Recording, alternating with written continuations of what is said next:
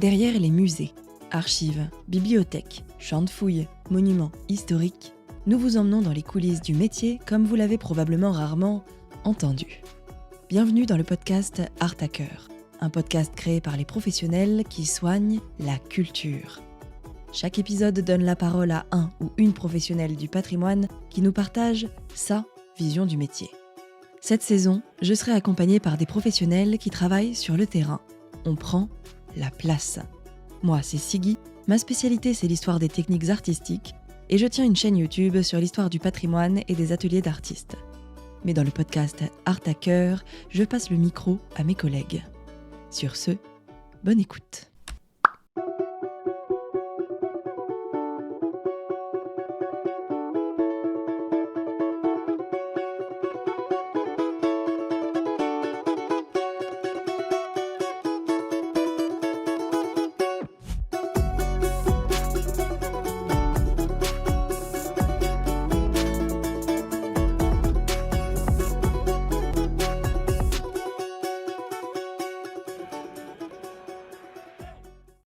Aujourd'hui dans le podcast Art à Cœur, j'accueille Marine Crouzet qui est conservatrice-restauratrice d'objets archéologiques.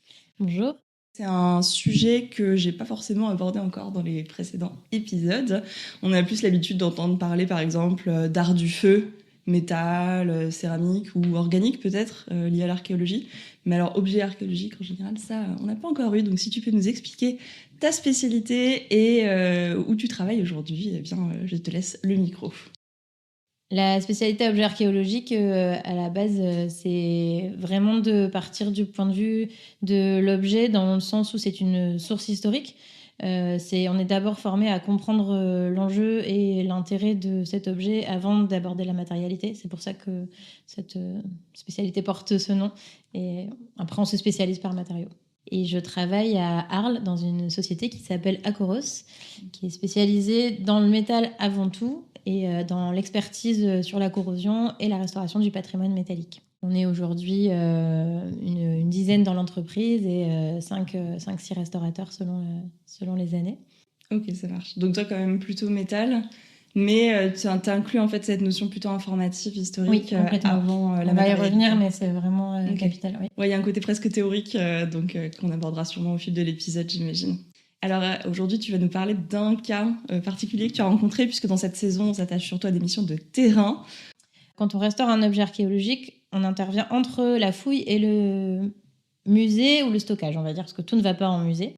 La grande particularité des objets en métal, et c'est ce qui, moi, a fini par me passionner, c'est que quand on reçoit l'objet, il n'est pas identifié. En fait, la plupart du temps, on n'a pas toutes les informations sur cet objet-là. Et du coup, notre travail, il est conservatoire, il est de faire durer l'objet dans le temps, mais aussi de révéler vraiment des informations. C'est globalement le cas pour tout le patrimoine et toute la restauration générale, mais en archéologie, on part souvent de zéro, et encore plus dans le métal, puisque la corrosion va dissimuler parfois complètement l'objet. Et j'ai eu récemment le cas d'un objet composite, donc composé de plusieurs métaux et de restes de bois, donc un objet archéologique trouvé en fouille et complètement fragmentaire. Et justement, on a été appelé à ce moment-là pour faire l'étude de cet objet qui a été retrouvé après des années de stockage dans des réserves. Voilà. Souvent, c'est ça. On intervient entre la fouille et l'étude et ou le musée, mais on n'intervient pas forcément tout de suite après la fouille. C'est-à-dire qu'il y a souvent une deuxième étape de fouille qui est la fouille dans la réserve. Cet objet-là, il a été trouvé au début des années 2010 et là, récemment, d'un coup, il a été redécouvert. Les budgets ont été disponibles pour pouvoir aller plus loin. Et donc, ça, vraiment matériellement, ça ressemblait pas tout à fait à un seul objet, ça ressemblait à des centaines et des milliers de petits fragments de métal, des alliages cuivreux, on connaissait un peu les couleurs. Et il s'est avéré qu'il y avait un énorme potentiel informatif derrière, que le nettoyage pouvait donner beaucoup, que l'observation, la stabilisation pouvaient amener de grandes découvertes. Donc on savait déjà que j'imagine c'était quoi, une motte qui était prélevée, ça ressemblait à quoi le tas quoi. Ouais, c'était presque une motte, alors ça ressemblait à une paroi métallique, ça avait été identifié comme du métal, ça avait été prélevé dans un système de motte, avec des plaquages, des calages, etc.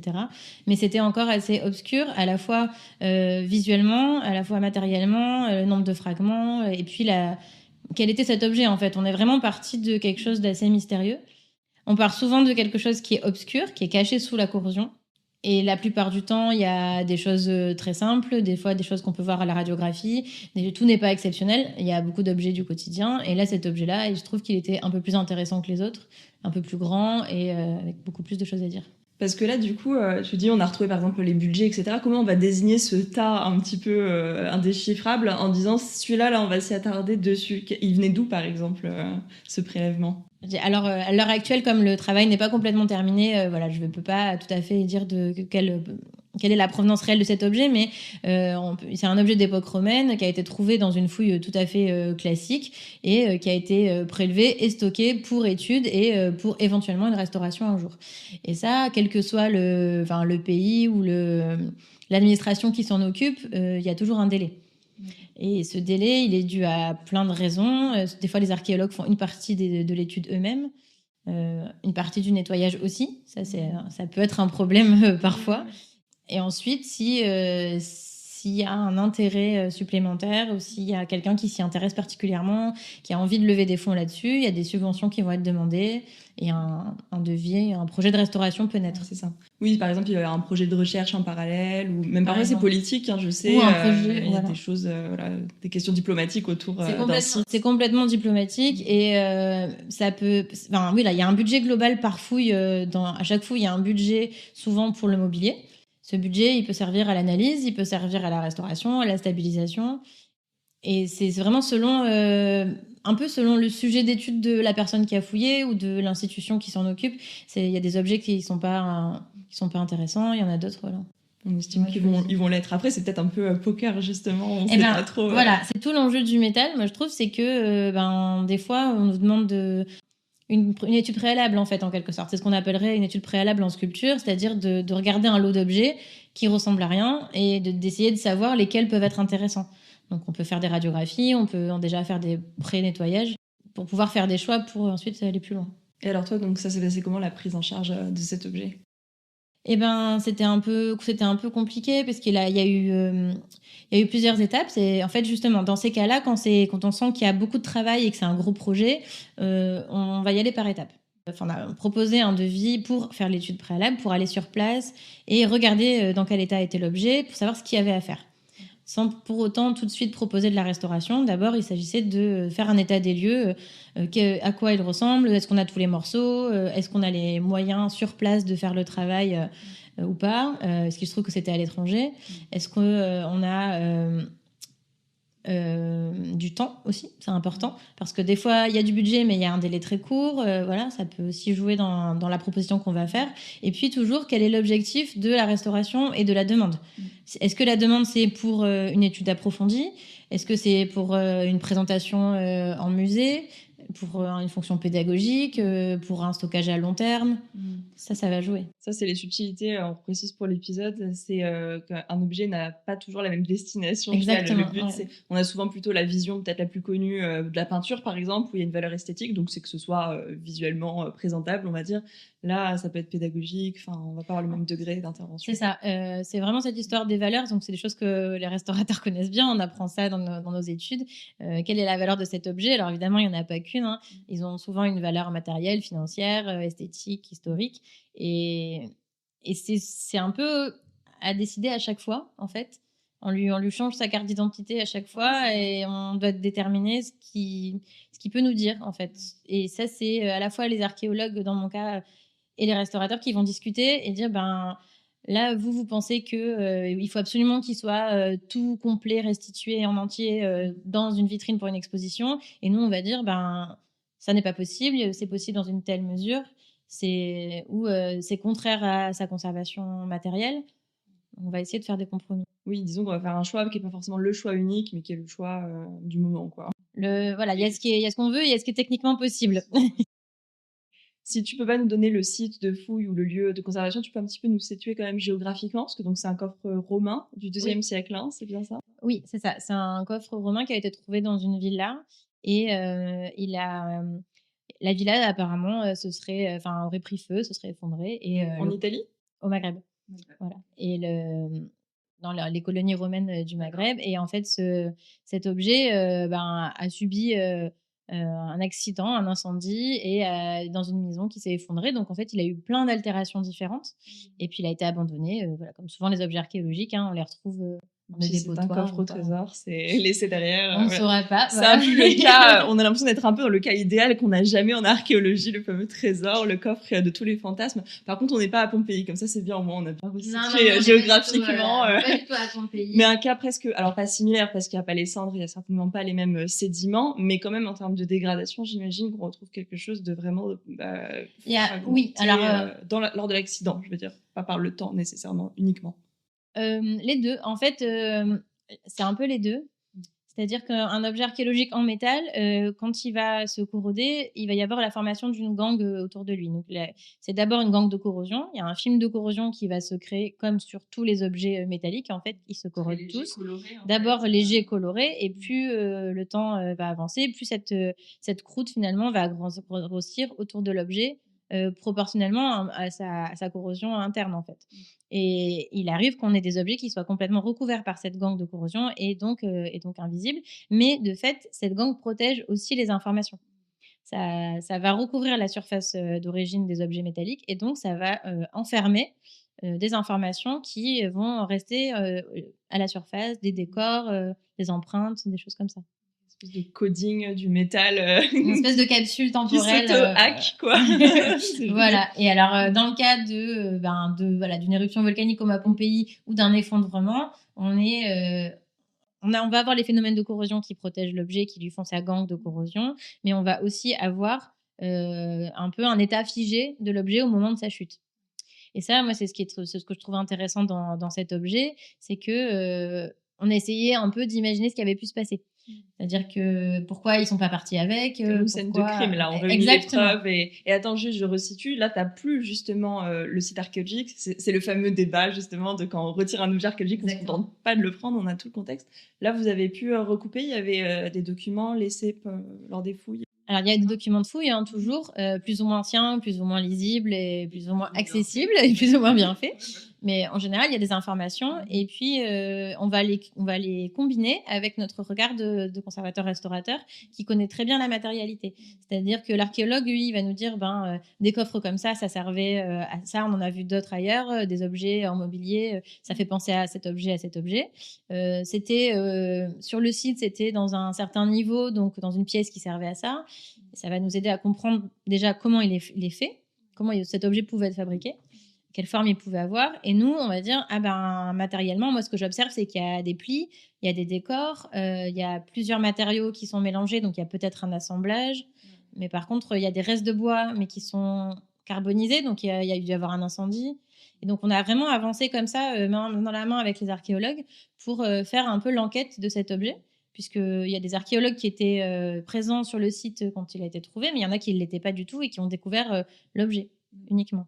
Qui font aussi ce travail, eux, ce travail d'enquête, oui. En atelier, mais à la base des travaux des autres. En fait, c'est ça, on remonte le temps comme ça, à partir de ce qu'on a aujourd'hui et des empreintes qu'il y a sur les objets. C'est important de rappeler ça, qu'on est rarement seul avec l'objet. Ça arrive selon les spécialités, mais il y a des spécialités comme la tienne où vraiment c'est du travail quasiment tout le temps main dans la main, en fait, obligé. Parce que comme tu dis, il y a des informations à redécouvrir. Donc si tu peux te baser sur personne, c'est un peu comme faire un article sans bibliographie, sans source. Oui, en fait, on peut pas du tout... On nous demande souvent, mais vous êtes spécialiste de quelle période, etc. Et en fait, pas du tout. Et puis, c'est pas nécessaire. En fait, nous, on est spécialisé dans la restauration du métal. On connaît notre matériau, on sait comment il évolue, on sait comment il est fabriqué. Par contre, on n'a pas forcément le bagage historique sur le mobilier romain ou sur les sites. Et heureusement, enfin, c'est impossible. Et heureusement, et en fait aussi, parce que sinon, on devrait aussi l'avoir sur les mérovingiens, etc. Donc, on a des bases évidemment de culture générale et historique, mais on va s'entourer de ces personnes compétentes et érudites sur la question qui vont aller approfondir le sujet avec nous et nous guider surtout. C'est ça qui est important, parce qu'un objet nu sans contexte, alors déjà en temps normal c'est perturbant, mais en archéologie il n'a aucun sens cet objet, ça n'a pas d'intérêt. Là par exemple pour cette paroi métallique qui a été retrouvée, c'était très important de savoir dans quel sens l'objet était tombé, parce que du coup comme il y a eu un prélèvement en motte, il y a eu plusieurs retournements pour pouvoir le soulever de la terre, et c'était important de savoir comment il était tombé pour savoir si on parlait du couvercle, du côté droit, du côté gauche. Donc on a dû énormément discuter et faire des simulations. Donc déjà là, on savait que c'était a priori une paroi d'un objet d'une taille, voilà, enfin. Alors nous, il nous a été présenté comme une paroi d'un élément de mobilier, voilà, une paroi de coffre, mais tant que le nettoyage n'était pas terminé, la restauration n'était pas terminée, c'était pas évident. Et en vrai, aujourd'hui, c'est toujours pas sûr. Ah ouais. C'est probablement un coffre. On a des éléments de serrurerie, on a des choses comme ça qu'on a découvertes au fur et à mesure de la restauration. Mais comme on n'a qu'une paroi, on n'a qu'un seul côté du coffre. En fait, on peut pas du tout imaginer. Enfin, on peut que imaginer sa forme. Mais du coup, c'est intéressant parce que serrurerie, tu sais que tu es déjà plus ou moins sur certaines parois et pas d'autres, quoi, a priori, par exemple. Tu pas C'est sur ça. Mais en l'arrière. fait, c'est ça. Alors, les serrureries, ils les avaient pas vues tout de suite. Par contre, ce qui leur a fait dire que c'était un coffre, c'était la taille, parce que c'était quand même une paroi métallique décorée assez grande. Et c'était étonnant. C'était trop petit pour une porte, mais plus grand qu'un objet juste décoratif. Donc, c'est ça qui a fait supposer ça, que ça pouvait être un coffre. Et puis les décors qui ont été retrouvés faisaient penser à des coffres que les archéologues avaient déjà vus ailleurs, tout simplement. C'est l'intérêt d'être entouré d'autres experts qui c'est supposent. vraiment par analogie. Avec d'autres sites et d'objets connus, etc. Et alors, donc, tu interviens comment sur cet objet voilà, tu peux nous mener un petit peu, nous guider dans les étapes de traitement? Alors c'est assez intéressant parce qu'on avait prévu plein de choses et c'est un peu l'objet qui nous a fait changer d'avis. Comme souvent. C'est-à-dire qu'on avait prévu, de dégager la motte, donc en fait de poursuivre la fouille, à l'échelle de l'objet, de faire une stabilisation du métal, un remontage des fragments et éventuellement une proposition de présentation. Toutefois, c'était vraiment tellement fragile qu'on n'a pas vraiment pu, faire tout ce qu'on avait prévu de faire. On a vraiment dû réfléchir, différemment et discuter beaucoup de l'enjeu et de la destination de cet objet, encore une fois. Donc on a quand même fait la partie micro-fouille. Ça, c'est vraiment propre à la spécialité, archéologie, hein. On est obligé d'aller chercher notre objet, en fait, dans la terre. Et moi, c'est ça qui m'intéresse, c'est de poursuivre le travail des archéologues, mais à une échelle différente. Donc là, tu étais dans l'atelier du lieu de conservation, de la Non. réserve? Ça, c'était après. On a d'abord, fait cette étude préalable, donc de regarder tous les fragments pour essayer de voir ce qu'on pouvait en faire et on a dû pour pouvoir les étudier des 2 côtés, pour pouvoir tout regarder, on a dû prélever l'objet hors de sa motte. Donc c'était une motte qui était en plâtre, donc on n'avait pas accès à toutes les phases de tous les fragments. Une motte, en fait, c'est ça, il coule du plâtre? Voilà, là, il y avait du plâtre qui avait été coulé sur un film et l'objet avait été prélevé. Et donc la première chose à faire, ça a été, surtout de la documentation. Parce que si nous, on râle en disant qu'on n'a pas assez de docs, c'est-à-dire qu'il y a des gens plus tard qui vont avoir besoin de nos Exact. informations aussi. Ouais. Donc aujourd'hui, la première chose qu'on fait, quand on a fait l'étude préalable, on a tout photographié, chaque fragment un par un, dans tous les sens. Et donc on les a prélevés petit à petit, on a fait un relevé et on les a numérotés pour pouvoir les reconnaître, pour pouvoir les resituer sur un plan par la suite. Oui, parce que tu avais la terre, j'imagine, qui donnait leur localisation. En fait, ils dans le tenaient champ. par la terre. Voilà, donc là, vous avez déjà isolé sur place, là-bas, Oui, dans c'est l'autre ça. pays, Oui. chaque petit morceau documenté et ensuite. C'est ça, pour pouvoir envisager un transport. Ouais. Parce qu'en fait, c'était ça le sujet, c'est que l'objet ne pouvait pas être restauré sur place. Et nous, on a été envoyés pour faire des devis et une étude. Donc, on a dû le ramener dans notre laboratoire.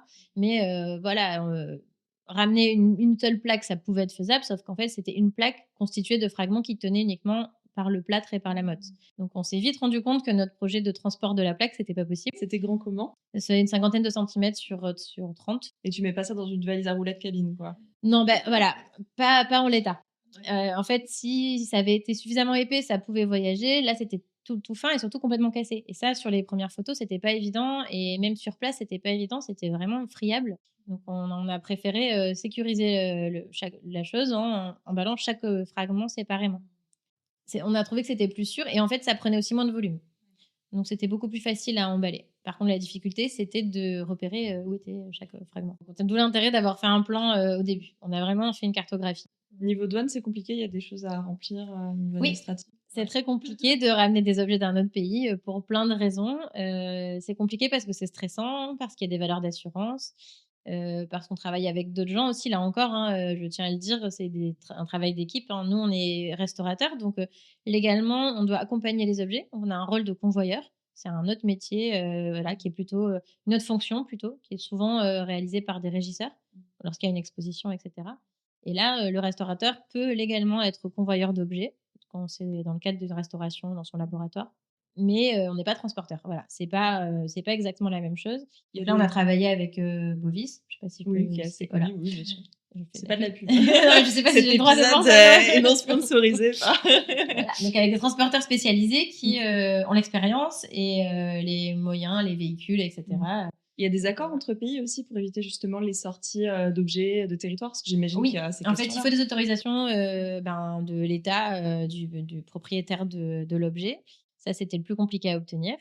Ensuite, il faut qu'il y ait un partenariat entre un transporteur local et un transporteur qui vient du pays d'accueil. L'objet, il est emballé dans une caisse sous contrôle du restaurateur et des responsables. Ensuite, la caisse part en avion et accompagnée par les transporteurs locaux. Je suis dans l'avion avec l'objet pour des questions d'assurance Donc, ce n'est pas en et soute. je voyage avec. Si, en soute, Ah, mais si, on oui, voyage oui, avec tu quand même. voyages avec, ouais. Et ensuite, l'objet est réceptionné par Bovis qui fait une ouverture de caisse. Alors, c'est très simple, hein, on vérifie, on compte les boîtes, mais c'est très, très important du point de vue juridique. Ça peut prendre 10 minutes à 3 heures, mais c'est important de le faire pour prouver que tout a bien voyagé et que c'est en bon état. Qu'il manque aucun élément dans la Voilà. poche. Ouais, d'accord. C'est ça. Donc, c'est un trafic contrôlé. Oui, oui, du coup, c'est très, très contrôlé et c'est très stressant aussi, à la fois avant et après, puisque les autorisations de douane ont des délais. On peut exporter un objet d'un pays pour amélioration, ça s'appelle comme ça, la restauration. C'est voilà, au niveau de la douane, ça s'appelle une amélioration temporaire, exportation temporaire pour amélioration. C'est marrant. Puisqu'en effet, sa valeur va être augmentée, donc on revient tout à fait aux valeurs pour le coup. Ah, mais tu reviens avec autre chose là, dans voilà. l'autre sens, quoi. Et Ouais, c'est on sûr. retrouve ça, sa valeur est augmentée. Et on a dû d'ailleurs modifier la valeur d'assurance au retour, puisqu'il avait plus d'informations, donc il valait plus cher.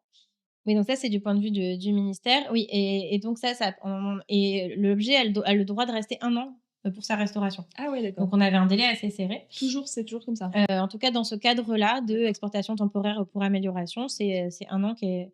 Et donc, si on dépasse, ça devient du recel d'objets archéologiques d'un autre pays. C'est très, très grave, donc il faut faire vraiment attention.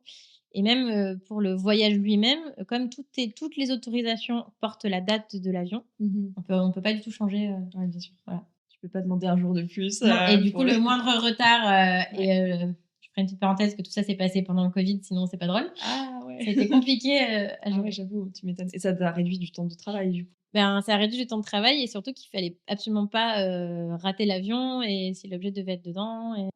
Vache. un peu ça. Vous avez eu quand même assez de temps. Combien de mois pour traiter en tout l'objet à peu près? Alors c'est compliqué, tu sais, parce que on Je fait, sais. on fait d'autres choses en même temps. J'ose poser la question parce qu'il y a un peu ce contexte particulier de Oui. télé. Non, en tout, le projet court encore et on est sur 4 ans à peu près de travail. Donc là, c'est en cours, mais maintenant sur place là-bas, c'est ça? Oui, parce qu'il y a une suite. Il y a d'autres choses qui vont être faites sur cet objet-là, mais il est rendu. Et la restauration en tant que telle, depuis l'étude préalable, si on compte que le temps de travail, je pense que c'est un gros mois ou 1 ou 2 mois, donc 60 jours peut-être de travail effectif. Voilà, cumulé, quoi. C'est étalé sur beaucoup En fait, ça a été étalé, on est revenu, on a fait plusieurs choses dans tous les sens. Alors allons-y, vas-y, on a les morceaux sur la table, du coup, qu'est-ce que tu Et une fois qu'on a emballé et qu'on a envoyé les morceaux, après on les a tous redéballés et on a tout refotographié pour vérifier que tout était bien arrivé. Et là, on a commencé le remontage, donc à faire des remontages à blanc. Et c'est aussi la difficulté de l'objet archéologique, c'est que si on nettoie trop, on perd les contacts entre les objets parce que souvent, c'est la corrosion qui va nous donner la couleur aussi des fragments qui vont l'un à côté de l'autre, comme un puzzle. On va se baser sur les couleurs aussi beaucoup. Les indices possibles, ouais. Vu que les tranches sont très fragiles, dans ces cas-là, on regarde beaucoup les couleurs de la corrosion. Et donc, si on la nettoie, c'est beaucoup plus difficile. Donc, on a travaillé en parallèle sur à peu près toutes les étapes.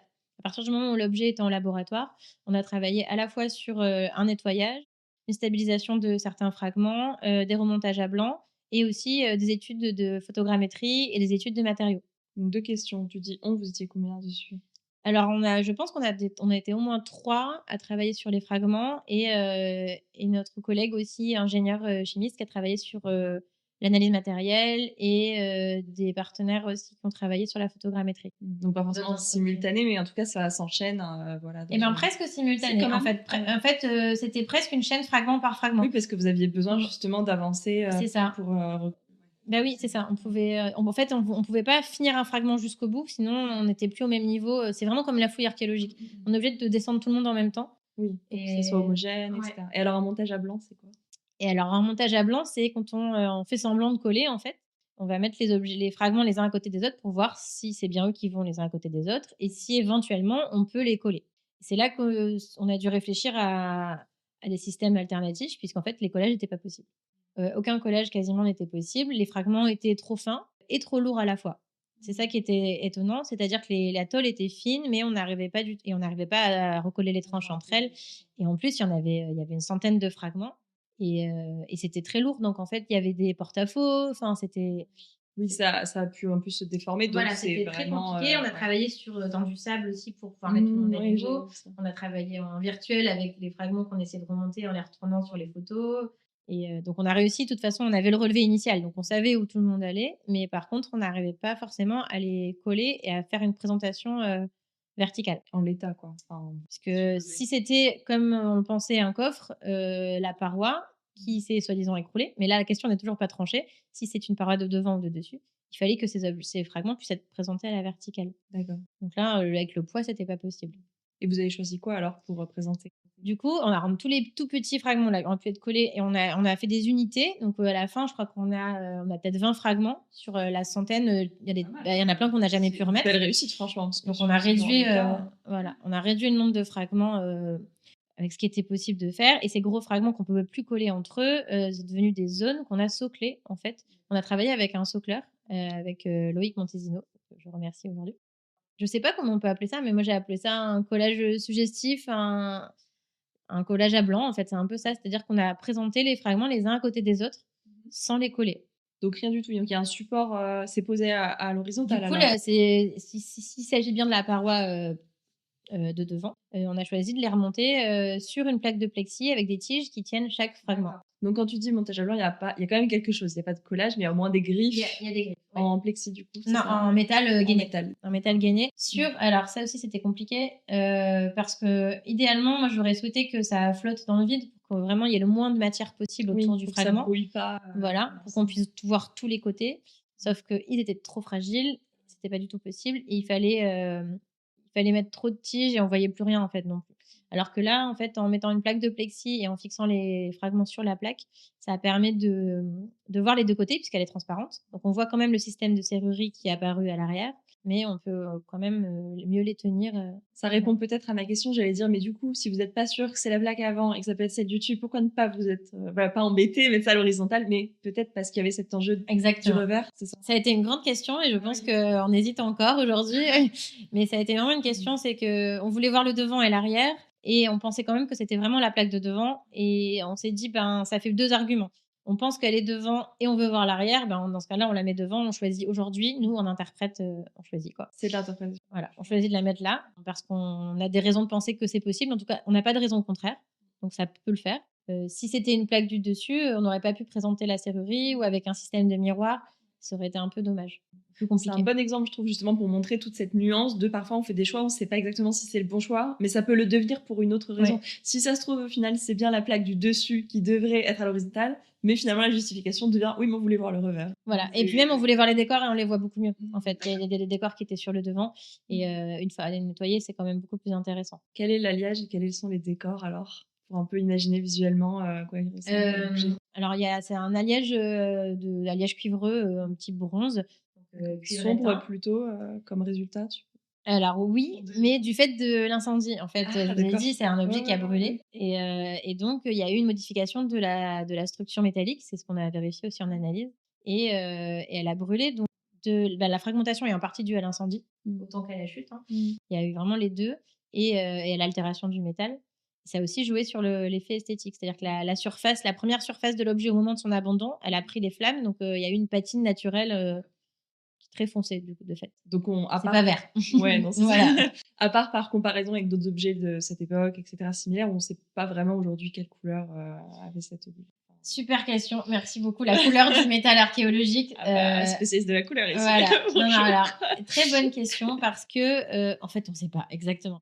Et c'est compliqué parce que les mentalités sont habituées, les gens sont habitués à voir les objets verts, marron, un peu rouge des fois dans les musées. Les peintures jaunes, Voilà, alors que non. Très, très personnellement, je pense que les objets en alliage cuivreux, ils étaient plutôt dorés en fait.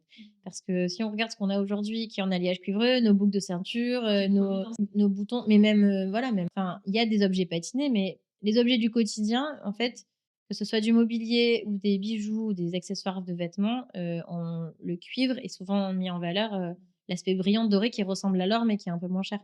Donc il y a des grandes chances que tous les objets qu'on voit verts dans les musées, un jour, ils aient été couleur métal doré. Sauf que nous, en conservation-restauration d'objets archéologiques métalliques, on ne peut pas revenir à cet état doré puisqu'il n'existe plus et que ça a été recouvert par de la corrosion, ça s'est transformé en produit de corrosion. Donc ça serait altérer l'objet que de revenir à un noyau métallique doré. Donc quand bien même il existe ce noyau, parce que des fois il y a encore, on n'y revient pas. Oui, parce qu'en fait, ça revient à rechanger la chaîne moléculaire sur quelque chose qui est déjà... Ça revient surtout à enlever. C'est vraiment, faut imaginer l'objet comme un site de fouille, l'objet métallique. Donc si on va trop loin, on perd le niveau d'abandon et le niveau qui nous intéresse.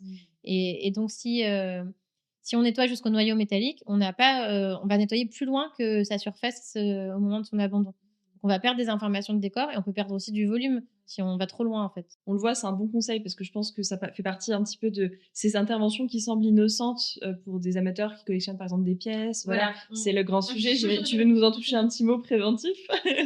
Non, mais chacun fait ce qu'il veut. Non, chacun fait pas ce qu'il veut. Mais... Non, pas avec... voilà. Mais on est d'accord que bon, c'est ça. Voilà, tu peux pas toujours aller vers le professionnel pour le faire et c'est normal que la personne qui possède un objet ait envie de tenter soi-même, mais le risque est... En fait, c'est ce qui fait la différence entre l'amateur et le professionnel et c'est ce qui nous donne aussi notre légitimité en tant que professionnel de la restauration. On a fait des études, on a appris des concepts, on a appris de la déontologie et on a appris aussi chimiquement ce qui se passait sur un objet métallique. Donc oui, si vous mettez une pièce de monnaie verte dans de l'acide, dans du coca, comme on le voit souvent, ou que vous la passez en électrolyse, vous allez retrouver un noyau métallique doré. C'est vrai. C'est très satisfaisant, etc. Néanmoins, vous allez lui enlever des microns, voire des centimètres parfois de sa matière originelle. Puisqu'en fait, la corrosion fait partie de l'objet. Donc, c'est des premières choses qu'on apprend. Donc, le nettoyage, il doit être vraiment fait avec précaution. C'est un sujet moi, qui m'intéresse évidemment beaucoup aussi, mais tous, je pense, dans cette profession, c'est que par le marché de l'art, qui est une valeur, mine de rien, qui supplante souvent un peu le reste, surtout pour les collectionneurs particuliers. Pour le marché de l'art, il faut que l'objet ait l'air le plus neuf possible, souvent le plus esthétique possible. On a le même problème en papier, comme c'est ma spécialité. On a habitué les clients, les collectionneurs à avoir par exemple des gravures, des papiers très blancs. Mais en faisant ça, on oublie qu'en fait, on a perdu la valeur de l'objet. Et je pense qu'il y a une grosse rééducation à faire et une appréciation à faire de la patine. Et comme on est dans un monde qui, en plus, avec des modes, des tendances même visuelles très épurées aujourd'hui, voilà, on a la mode du blanc, du beige, justement, même pour la décoration. On a cette idée de la valeur et de la beauté très souvent. Et on oublie un petit peu qu'un objet ancien, sa valeur et sa beauté est aussi dans sa patine et l'âge qui est passé. C'est ça. Et il y a la brillance, en effet, sur le métal, et il y a l'harmonie, je dirais, ou l'équilibre, la symétrie même. C'est-à-dire que des fois, en symétrie... Pas la symétrie et l'homogénéité. Ouais. Donc, par exemple, nous, on cherche un niveau, en fait. On cherche pas une couleur, on cherche pas une matière. On descend dans la corrosion et on va nettoyer, mais on va chercher un niveau. Et quand on a trouvé le niveau qui nous intéresse, qui est celui qui porte les décors, etc., on s'arrête. Sauf que quand on s'arrête, des fois, on a du rouge, du vert, du bleu, et ça plaît pas trop souvent. Il y a des fois des réticences en disant, mais c'est pas propre, voilà. Mais par contre, on est au bon niveau, on peut pas... Tu as perdu le moins d'éléments possible, en fait, en faisant ça. Si tu poursuivais, tu auras peut-être une couleur qui semble être l'original, mais tu as perdu des infos, et en plus, c'est pas forcément la couleur d'origine. Et si on s'arrête au-dessus, c'est pas non plus l'objet d'origine. Enfin, ça va pas, on n'a pas non plus les bonnes informations. D'où la question de la valeur, justement, en mode, on qu'est-ce va qu'on essayer attend de doser, la quantité. Et des fois, on nous demande de retoucher aussi, alors que... Enfin, non, en fait, pas forcément. L'objet, si sa corrosion, elle est rouge, elle est rouge. Ah bah oui, mais tous ceux de la vitrine, ils sont verts. Bah oui, mais ils n'ont pas été trouvés au même endroit, donc en fait, voilà. Oui, c'est pas un showroom. Non, mais vraiment, on a vraiment ce genre de réflexion, des fois, c'est très intéressant. Parce que l'œil est éduqué à cette espèce d'envie. Ah ouais, mais on dirait que ça fait bizarre. Tout doit être formaté, on est dans une culture très formatée aujourd'hui. Voilà, c'est ça, on aime la symétrie, on aime le lisse, l'homogène.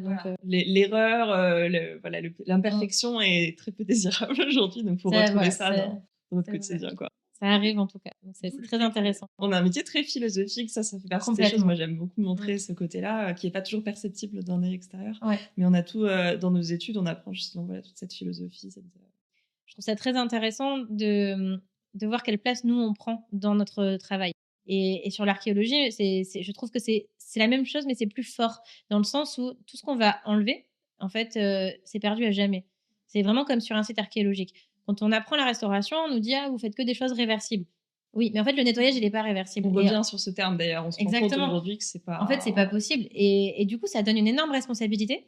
qui est très complexe. Et en fait, il y a tous les jours, je pense que les restaurateurs de métaux, on se sont dit, oh, je suis allée trop loin. C'est un Voilà. métier de stress, Exactement. il faut le dire. On est tous... Exactement. Et du coup, ça apprend beaucoup de choses sur soi aussi, dans le sens où ça apprend à être vachement humble et à se dire, bon, ok, j'ai une grande responsabilité, c'est l'objet qui me dit où je m'arrête, je fais attention, c'est lui qui... Vraiment, je respecte l'objet, je reste en retrait. Et on essaye toujours de pas aller trop loin. C'est vraiment... Mais c'est un aspect dont on parle pas du tout, mais moi je trouve que c'est hyper fort. C'est que ça demande de faire un travail sur soi Exactement. pour bien travailler, pour être éthique. Et encore une fois, bon, bah, après il y aura plein d'autres nuances, mais pour a priori bien travailler, il faut se connaître soi-même. Et bah, ça, je vise personne, mais au même titre que dans la société générale, tout le monde ne se connaît pas bien, voire peu de personnes se connaissent. Oui, mais ça marche dans les deux sens. Enfin, je trouve qu'on apprend aussi en travaillant. Tout à fait. On apprend à être, alors plus patient, on est un petit peu obligé, mais c'est un peu le truc cliché.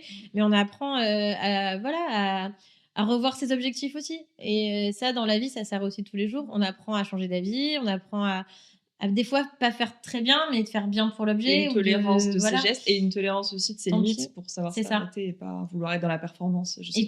Et pas trop interpréter. Parce que je parlais de symétrie, c'est flagrant. On en a tout le temps. L'œil a tendance à chercher la symétrie. Mais en fait, l'objet, parfois, il n'est pas du tout symétrique. Les personnes qui l'ont conçu il y a 3000 ans, des fois, ils n'avaient pas la même façon de penser. Donc, il faut réussir à pas interpréter. Là, j'ai l'impression que la forme, elle part à droite parce que moi, ça me paraît logique et dans ma vision d'aujourd'hui, mais en fait, pas du tout. Avec le fameux œil moderne, hyper lissé, le filtre, on le voit. Tu sais que je viens de changer de téléphone, rien que ça. Je me suis énervée au début parce que je me disais, mais c'est pas possible, j'ai pris le dernier de la gamme, la qualité est pourrie. Et en fait, c'est parce que le précédent, il me mettait des filtres automatiques. Et du coup, ça me frustre d'autant plus que je me dis, mince, avec notre métier, en plus, moi j'ai la spécialité copiste, etc. Donc les avant-après, je suis censée être quand même bien rodée et pas me faire tromper. Mais non, je tombe dans le panneau comme tout le monde parce qu'on est complètement filtré dans notre société. Ouais, en fait, et je trouve que ça apprend sur notre société aussi. Et le fait d'avoir accès à des restaurations anciennes, on voit bien que c'était pas les mêmes objectifs. Ce sont les mêmes objets, c'est les mêmes études de chimie, c'est les mêmes études d'histoire. Mais et pourtant, déjà, le mode de pensée a évolué. On n'a pas voulu faire la même chose quand on a restauré. Alors qu'on parle des premiers restaurateurs, enfin, la restauration date d'il y a plus longtemps, mais les premières écoles de restauration, c'est les années 70-80. Oui, mais déjà, on revient sur des choses qui ont été faites. Et voilà, et on n'a pas la même mentalité. Donc aujourd'hui, on est beaucoup plus dans le minimalisme. Et là, si je reviens à mon histoire de coffre, en fait, c'est aussi pour ça qu'on n'a pas... moi, je suis de plus en plus dans quelque chose de moins interventionniste. Et les collages, en fait, j'en fais de moins en moins. Parce qu'en fait, c'est pas forcément nécessaire. Quand on n'est pas en beaux-arts, quand on n'est pas en vitrine de musée, et quand bien même en vitrine, des fois, on n'est pas obligé de coller. Je trouve que ce qui est important, c'est qu'on comprenne l'objet. C'est qu'il arrive à être étudié, à être compris. Et on peut tout à fait avoir une épée qui est en 2 fragments, l'un à côté de l'autre. Tout le monde voit une épée. Et à un moment, on n'est pas du tout obligé de la coller. Non, la lecture. Voilà. Je pense que parfois, on sous-estime beaucoup le public Exactement. Dans la lisibilité et que c'est beaucoup plus lié finalement au cartel informatif que je trouve personnellement, je vais mettre un petit coup de bâton, que alors c'est en train de changer, mais jusqu'il n'y a pas longtemps, les cartels étaient très, très difficiles d'accès, vraiment. Mais il fallait déjà être connaisseur du sujet, etc. Et je pense que finalement, il y a plus de travail à faire sur le parcours et c'est en train de changer que sur en effet rajouter de la lisibilité sur l'objet lui-même. On n'a pas besoin, les gens comprennent très bien. En fait, c'est ça. On explique. Les gens comprennent, donc tu as raison, il y a déjà un aspect un travail avec le public qui peut être fait. Et on se rend compte, nous, quand on a des visites de labo, qu'en fait, les gens, ils sont très contents de voir des objets à moitié restaurés ou avec des concrétions ou pas du tout restaurés parce qu'en fait, mais en fait, c'est comme ça que ça a été trouvé. Mais c'est super intéressant. C'est un autre regard. Mais ça a brûlé, il y a du charbon dessus.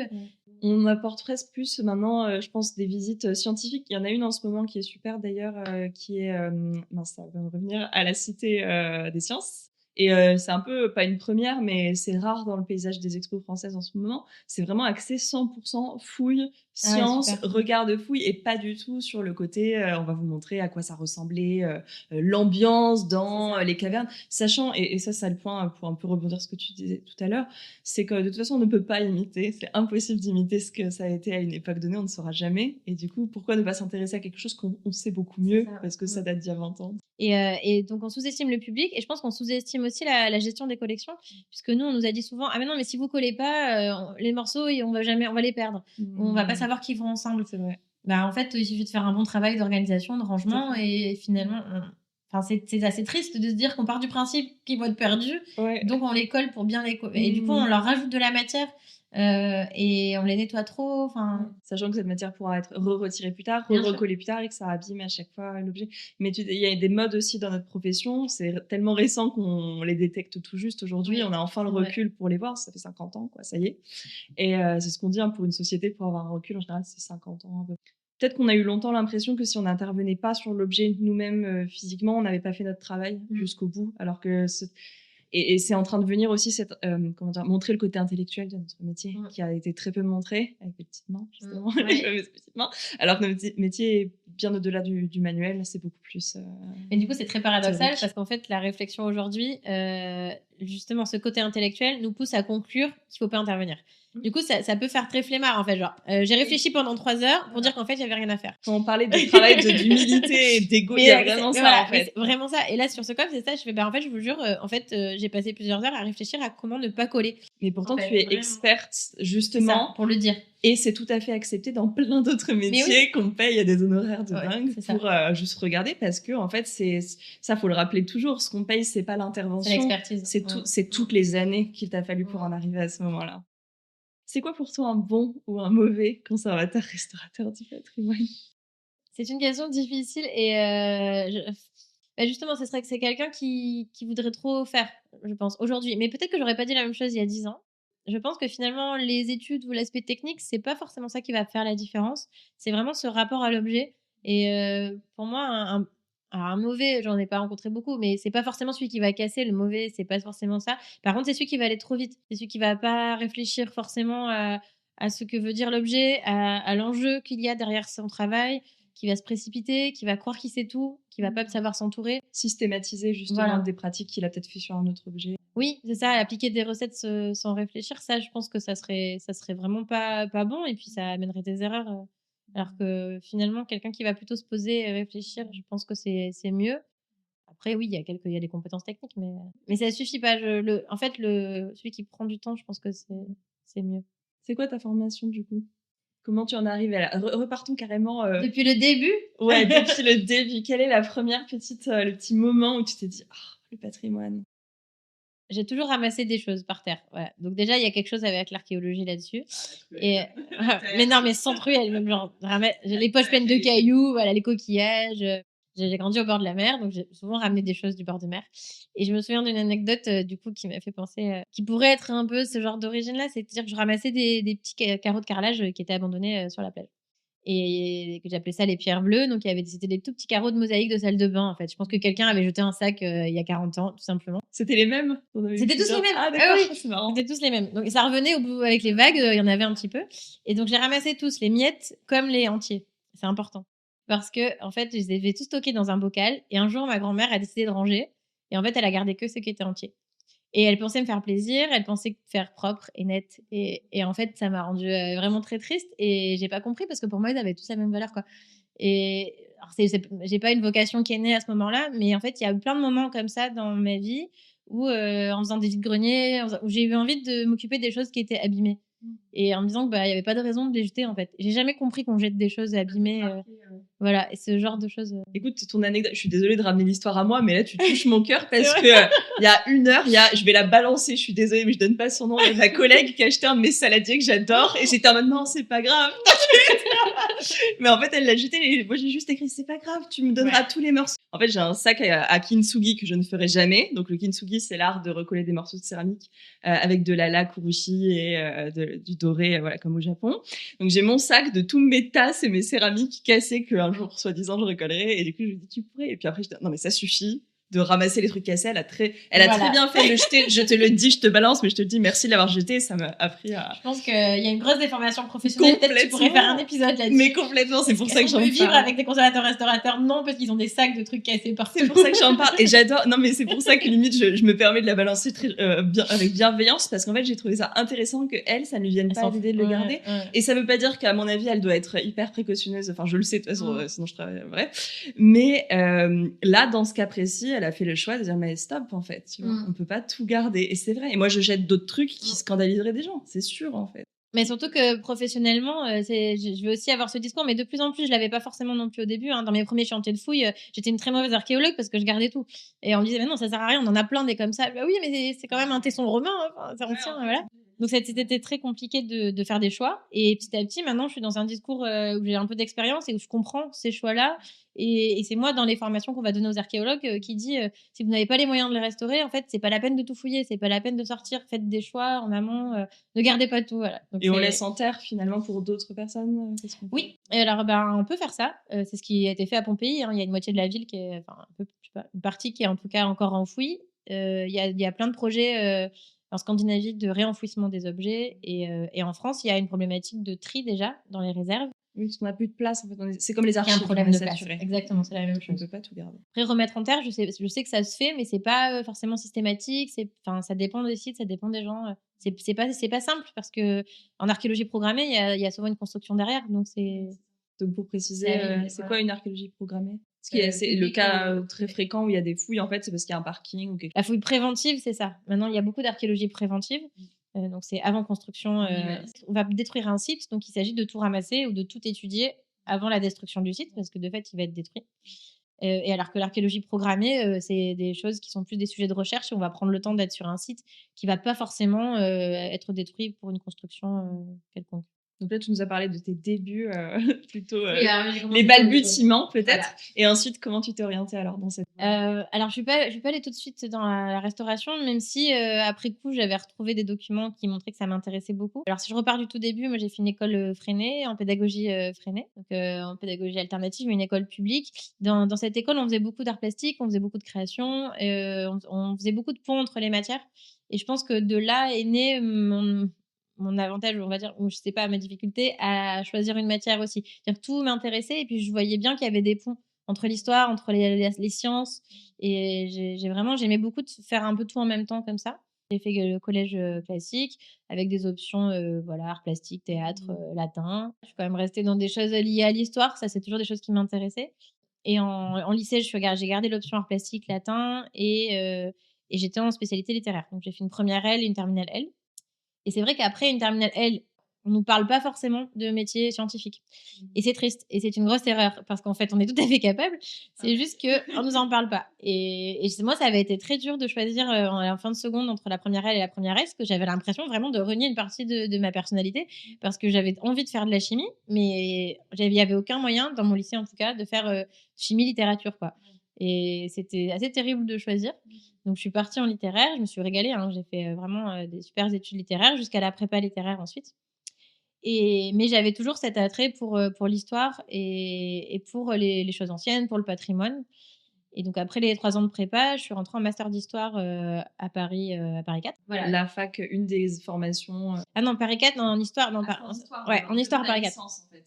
J'ai pas fait de licence en fait, comme j'ai fait une prépa. Okay. Non, mais en fait, après la prépa, on a des systèmes d'équivalence, comme j'ai fait 3 ans de prépa, avec l'option l'histoire, latin, voilà. Et après, je suis arrivée direct en master d'histoire. D'accord, j'ai compris. Et en master d'histoire, là, clairement, il y a des choses qui me manquaient. J'avais vraiment beaucoup travaillé la réflexion philosophique, j'avais travaillé la recherche, mais j'avais vraiment besoin d'aller toucher des choses, des objets, j'allais dans les musées et tout, mais je me sentais assez frustrée en fait.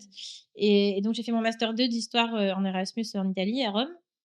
Et là, j'avais déjà un peu l'idée de changer de plan de carrière. Je voulais pas être prof d'histoire, je voulais pas faire de la recherche toute ma vie, je voulais pas être journaliste. Enfin, voilà, j'avais vraiment envie de revenir sur le patrimoine. Et donc, mon master 2 d'histoire, j'ai choisi de le faire sur des mosaïques de marbre, donc déjà quelque chose de plus concret. La mosaïque. Voilà, je commençais j'ai commencé un peu par là. Exactement, les petits cailloux, hein, on y revient. Ouais. Et le petit poussé finalement voilà, de ta vie. C'est ça. Et à Rome, ce qui est génial, c'est qu'on est obligé d'être dans le patrimoine, en fait, vu que toute la ville est un objet archéologique. Et ça a été vraiment l'énorme déclic final, je pense, de dire, OK, c'est bon, moi, c'est ça que je veux faire, je veux être dans du patrimoine. Donc, j'ai rencontré plein de restaurateurs là-bas, j'avais des cours de restauration en italien que j'ai réussi à valider dans mon master d'histoire comme j'ai pu. Et en revenant, j'ai dit, c'est sûr, maintenant, je vais faire de la restauration. Et la spécialité qui correspondait le plus finalement à ce que j'aimais, c'était les objets archéologiques. Pour rester dans l'étude historique, en fait. Voilà. Et dans les objets 3D, dans quelque chose d'ancien. T'avais quoi comme spécialité en master, justement? J'étais en histoire médiévale. Oui, mais finalement, c'est pas. T'as déjà fait des chantiers de fouilles médiévales. Enfin, comme tu disais, ça peut être toute époque. Oui, hein, voilà. Oui, j'ai fait du médiéval aussi en fouille. Oui, aussi. n'y a pas de discrimination sur les époques Non, en restauration. Non, complètement. On prend tous les patients. C'est pas la période que forcément que je vais préférer. Ça, enfin, Ouais, aujourd'hui, oui, ça en fait, change bien. j'aime des types d'objets, mais peu importe. Après ce master d'histoire, j'ai passé le concours d'entrée pour être conservatrice restauratrice à l'université Paris 1 cette fois. Et j'ai été prise dès la première année. Donc, j'ai enchaîné tout de suite master d'histoire et je suis arrivée en L2 parce qu'à cette époque, il était en 4 ans. Enfin, en 5 ans. Enfin, c'était un bac plus 5, mais en 4 ans. On arrivait dès la L2 et j'ai fait de la L2 au master 2 en conservation-restauration à Paris 1. Mais alors, ce que je veux dire surtout, c'est que oui, en faisant L, on peut le faire. On peut y arriver. Et aujourd'hui, je donne des cours dans des licences d'histoire, etc. et qui sont un peu déprimés parce que je leur parle corrosion et chimie et tout. Mais en vrai, on peut. Question du tac au tac. Tu dois convaincre le gouvernement que le patrimoine est le ministère, en gros, où on doit absolument investir. J'assume ce grand écart entre une forme d'idéalisme qui peut paraître naïf, mais que je crois résolu, et une forme de pragmatisme de la réponse économique et sociale. Je repensais, et je l'évoquais avec quelques-uns l'autre jour, aux phrases que Simon Leys avait sur Robinson Crusoe. J'ai parfois évoqué en disant que les vrais idéalistes sont des grands pragmatiques. Le jour d'après, il doit nous faire penser, et on le pense déjà, notre vulnérabilité, etc. Mais je crois que Simon Leys, il y a cette formule, il dit quand Robinson part, il part pas avec des grandes idées de poésie ou de récit, il va dans la cale chercher ce qui va lui permettre de survivre. Du fromage, du jambon, des choses très concrètes. À Rome, ce qui est génial, c'est qu'on est obligé d'être dans le patrimoine, en fait, vu que toute la ville est un objet archéologique. Et ça a été vraiment l'énorme déclic final, je pense, de dire, OK, c'est bon, moi, c'est ça que je veux faire, je veux être dans du patrimoine. Donc, j'ai rencontré plein de restaurateurs là-bas, j'avais des cours de restauration en italien que j'ai réussi à valider dans mon master d'histoire comme j'ai pu. Je pense que l'investissement nécessaire aujourd'hui, il n'est pas forcément à faire dans la restauration. C'est vrai que c'est souvent ça qui peut donner envie parce que c'est grand public, parce que c'est joli, que ça fait de la communication, ça valorise les musées, etc. De boire du champagne. Voilà, ça fait des vernissages. Non, mais déjà, il n'y a pas beaucoup d'argent pour la restauration des objets archéologiques, mais je trouve qu'il y en a encore moins pour la gestion des objets en réserve. C'est compliqué de gérer des objets archéologiques dans la mesure où il y a une énorme quantité, il y a des informations qui sont souvent perdues, il y a pas forcément beaucoup de personnel. Et du coup, c'est là où je pense qu'il y aurait besoin d'argent, pas tellement pour la restauration du bel objet qui brille, qui est joli et qu'on va mettre en vitrine. Par contre, c'est pour les 90% des autres objets de la même collection dont tout le monde se fiche parce qu'en fait, ils sont un peu cassés, un peu moins jolis et ils sont dans des caisses que personne ne va ouvrir pendant 50 ans. Donc, je sais, ça c'est pas convaincant pour le gouvernement de dire ça. Mais en tout cas, je pense que c'est là où il y aurait besoin d'argent, tout simplement parce que ça sera perdu en fait. Et on a beau aller vers la numérisation, vers la base de données, mine de rien, tant qu'on n'a pas, si on n'a plus la matière, on n'a plus l'information. Nous, c'est ce qu'on apprend vraiment en archéologie. C'est ce qui fait que notre geste, il est sensible et fragile et dangereux finalement. C'est-à-dire que notre geste, il intervient, on est dans l'histoire en fait, on est sur un objet, on est dans l'information archéologique et si ça dérape, c'est une fausse information qu'on va transmettre au futur. Donc on est vraiment, on participe à l'écriture de notre histoire et du coup, si l'argent n'est pas mis, pour sauver ces objets qui, sont pas étudiés aujourd'hui, mais qui peuvent l'être plus tard, en fait, on prive le futur, on prive nos générations futures de connaissances, vraiment, historiques. Et on voit à quel point l'histoire, elle peut être manipulée, à quel point ça peut être important. Mais si on n'a même plus ces sources-là, je trouve ça très, très dangereux, en fait. Quand Robinson part, il part pas avec des grandes idées de poésie ou de récit, il va dans la cale chercher ce qui va lui permettre de survivre. Des choses très concrètes. On dit souvent qu'on est des MacGyver de notre métier, parce que vu qu'on est un métier quand même relativement récent, hybride, à cheval sur plein de disciplines, etc., on n'a pas toujours le matériel en fait à disposition pour travailler. Donc souvent en fait on va créer nos propres outils ou nos propres techniques. Et puis comme en plus on est parfois dans des conditions un peu complexes aussi, etc., on se retrouve donc dans des situations assez ubuesques qui peuvent faire de nous les héros d'un épisode MacGyver. Alors qu'est-ce qui se passerait dans ton épisode si tu étais le MacGyver de la saison?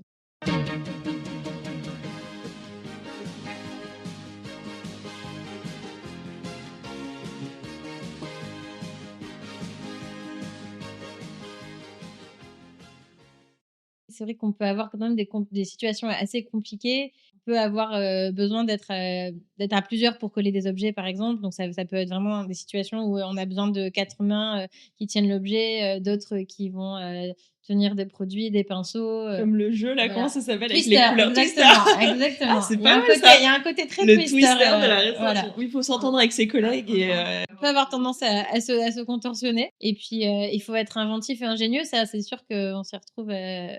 On rejoint MacGyver là-dessus. Donc, utiliser n'importe quel outil du quotidien, le détourner tous les jours, on fait ça. Et donc, non seulement on garde des trucs cassés, mais en plus, on garde aussi tout le matériel de cuisine qui peut servir, les cuillères de lait en poudre pour le bébé, les cuillères Häagen-Dazs, les touillettes Starbucks. les petites cuillères à Häagen-Dazs, c'est ça, les micros. Voilà, les micros, celles qui sont toutes blanches là, elles sont très bien pour préparer des gels ou préparer des pâtes de mastic pour des comblements, pour des choses comme ça. Elles sont assez souples et rigides et elles ne fondent pas dans les solvants. Ah, c'est vrai, punaise. Voilà, c'est assez intéressant. C'est incroyable, Elles sont j'avoue. pas mal. Ouais. La qualité Häagen-Dazs jusqu'au bout. Voilà, c'est genre, les touillettes Starbucks sont très bien aussi. C'est en libre accès en plus. Cet épisode n'est pas sponsorisé, Non, encore mais une c'est fois. Ça fait capitaliste, ça va pas du tout. Après le discours d'avant, tu vois. C'est ça. Non, mais le but, c'est voilà, de récupérer un peu tout ce qu'on peut pour s'approprier les outils. Et c'est super intéressant dans la mesure où, en fait, quand on nous dit ah, mais où est-ce que vous vous fournissez? Quand on est étudiant, on a envie d'acheter des choses, d'aller dans des magasins. Mais en fait, au quotidien, ce qui nous sert le plus, c'est d'autres choses, en fait. Il n'y a pas un magasin de restaurateur parfait qui a tous les outils. Et je trouve, je sais pas toi, parfois on a souvent c'est pour ça qu'on échange énormément avec les collègues et que c'est hyper riche parce que chacun va avoir une idée à transmettre. Et même, je sais pas toi, on a presque tous un outil qui nous a été transmis un peu comme le Graal, tu vois, par un maître de stage qui nous a marqué ou un truc qui est mais tout bidon, mais qui est genre, on s'y accroche comme Gollum à son anneau, tu vois. Ouais, c'est vrai qu'on peut avoir des trucs comme ça. Qu'est-ce que je peux avoir? J'ai une spatule en bambou, tu vois. Oui, voilà, des choses comme ça, des piquants de porc épic, voilà, qui permettent de pas rayer les objets en métal, des rouleaux de scratch, enfin des lacets, des choses. Plein de trucs. D'où le fait de pas jeter forcément On jette rien. la boîte à bazar, tu sais, qui, Voilà, qui te, c'est exactement te ça. tapis au fond d'un Tout à fait. plein de bazar. On a toujours besoin. Excellent. Est-ce qu'il y a quelque chose à ton sujet qui peut être inattendu venant de la part, de l'idée qu'on se fait d'une conservatrice restauratrice? Alors, je sais pas, je pense que je suis quand même assez cohérente dans mes activités. Non, mais qu'est-ce qui pourrait. Bah, si, si. Mais ça, je pense qu'il y en a d'autres qui ont dû répondre ça. Je suis extrêmement maladroite.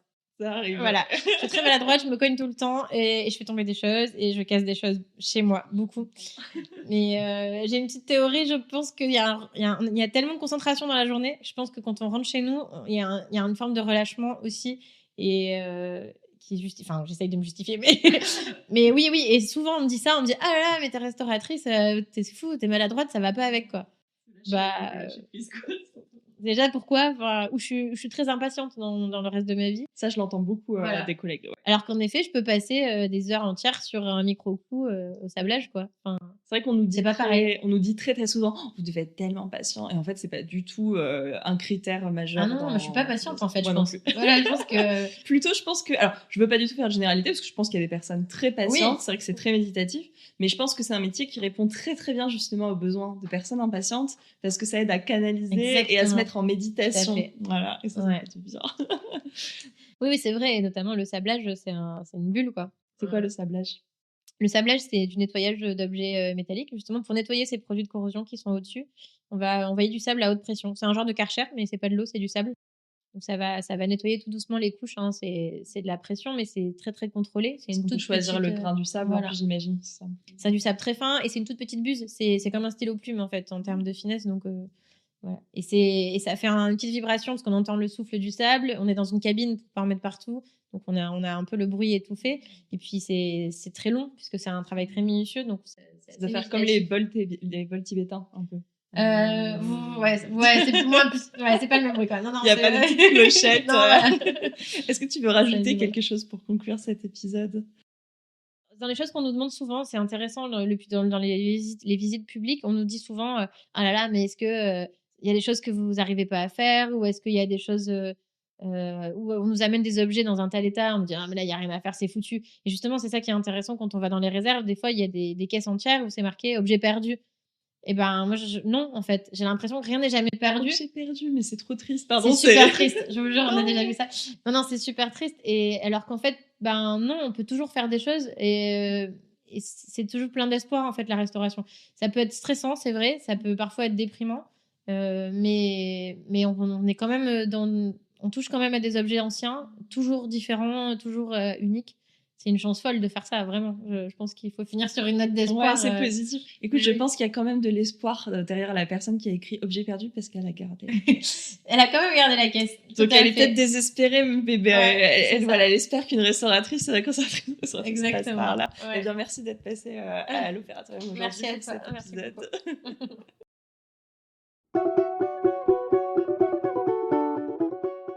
Les épisodes sont maintenant disponibles sur Apple Podcasts, Spotify et Deezer, mais vous pouvez toujours nous écouter sur YouTube dans la version illustrée qui vous permet d'interagir directement dans les commentaires et poser vos questions aux invités. Je ferai remonter. Pensez à jeter un coup d'œil à la description où vous retrouverez des liens mentionnés dans l'épisode. Vous pouvez soutenir cette production gratuite de l'Opératorium sur Patreon afin de me permettre de créer toujours plus d'épisodes. Grâce à vous, j'ai pu acheter un 2e micro et ainsi mettre en valeur les 2 voix, ce qui est une grande amélioration dans cette saison, et pour ça je vous remercie infiniment. Un grand merci de votre écoute et on se retrouve lundi prochain dans un nouvel épisode.